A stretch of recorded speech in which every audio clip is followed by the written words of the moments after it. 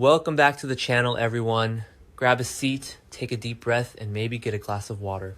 Because today's gonna be a rough one. We have to talk about the absolute madness that just went down on General Hospital. And honestly, we are still trying to process the sheer emotional destruction on our screens. Let's dive right into this chaos. Oh my God. I'm screaming. I am literally shaking right now typing this because I can't even deal with what just went down. Okay, but listen.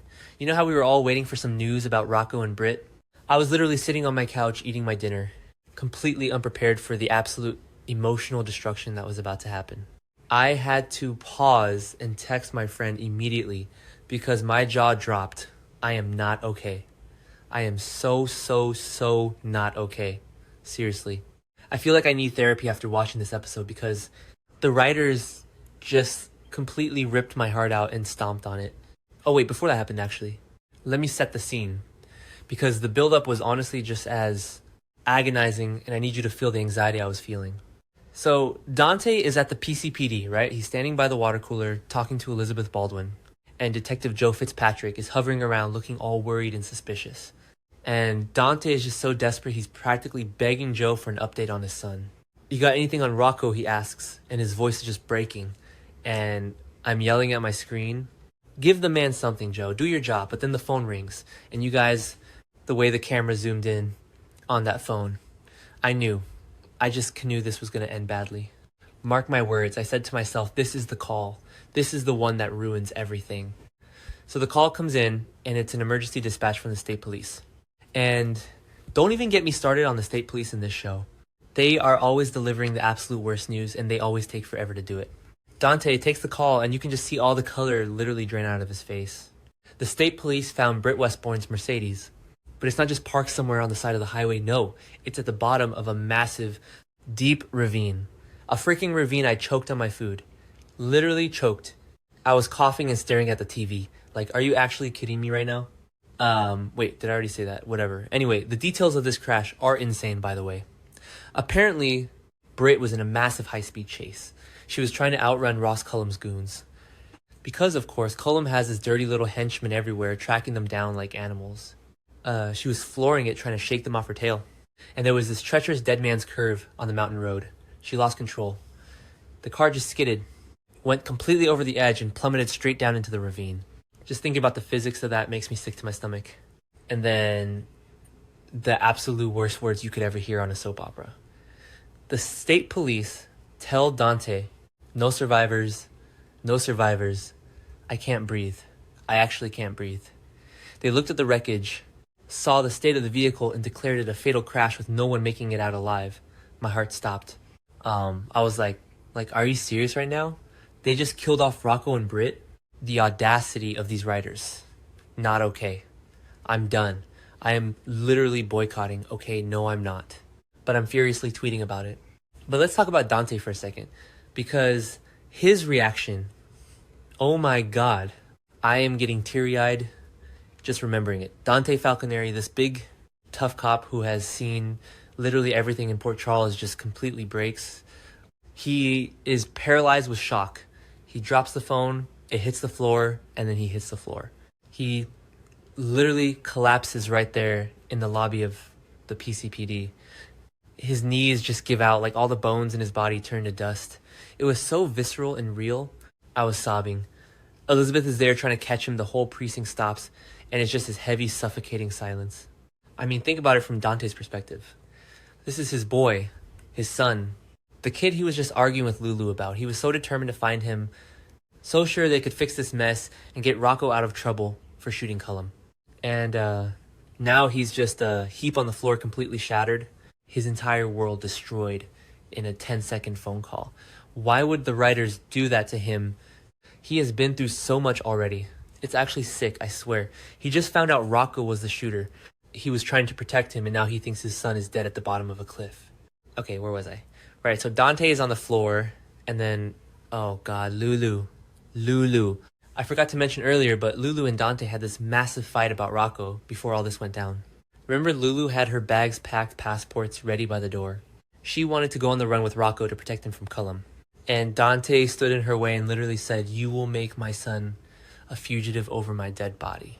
Over my dead body. Oh, the irony is sickening. It is so cruel. So when Lulu gets the news, I have never heard a scream like that on daytime television. It wasn't just a cry. It was this guttural, soul-ripping shriek of a mother who just had her heart ripped out of her chest. She goes absolutely hysterical. And who can blame her? She just woke up from a coma not that long ago. She's trying to rebuild her life. She just admitted to Carly that she still loves Dante. She was finally getting her family back, and now this. The universe just loves to torture Lulu, honestly. And of course, in her raw, unfiltered grief, she turns on Dante. She starts screaming at him, hitting his chest completely, losing her mind. This is your fault, you didn't let me go with them. If I was there, he'd be alive. She is blaming Dante for not letting her take Rocco and run when she wanted to.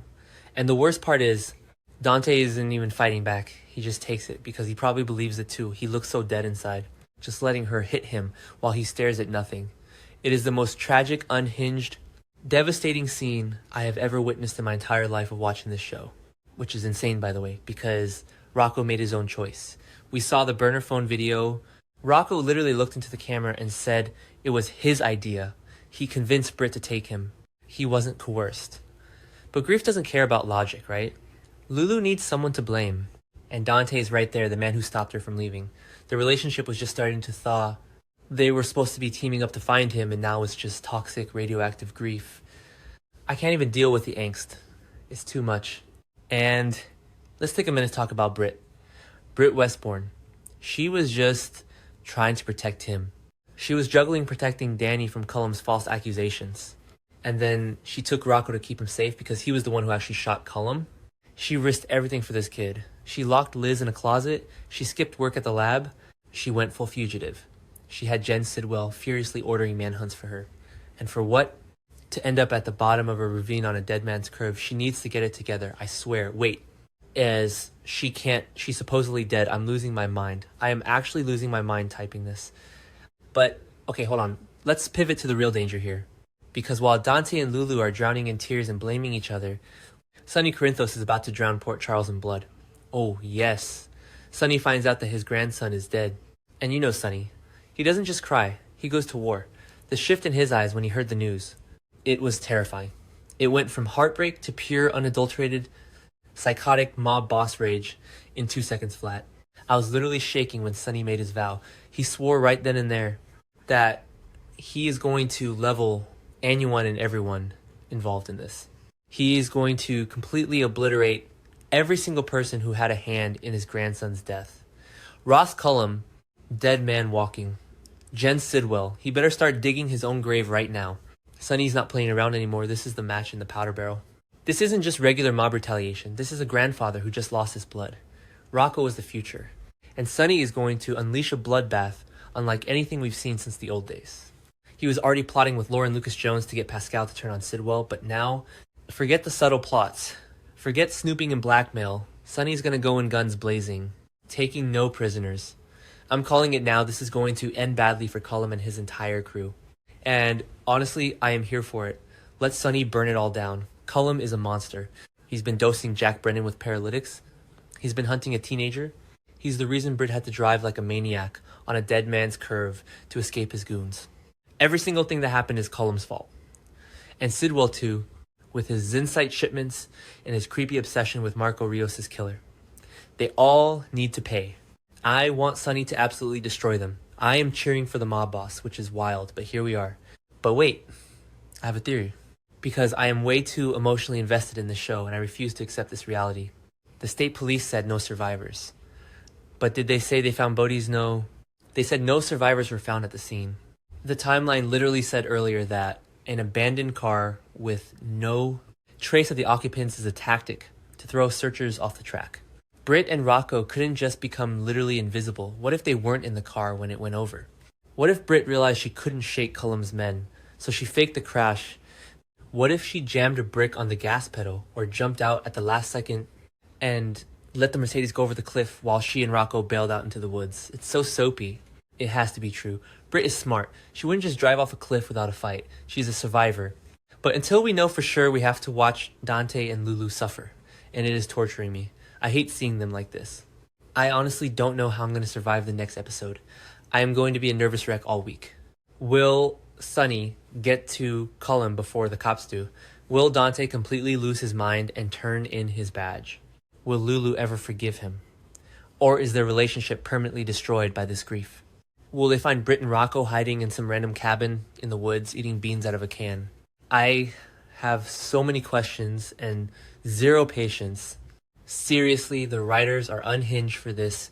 They really took our hearts, stomped on them, set them on fire, and threw them into a deep ravine right along with that black Mercedes. I need to go lie down.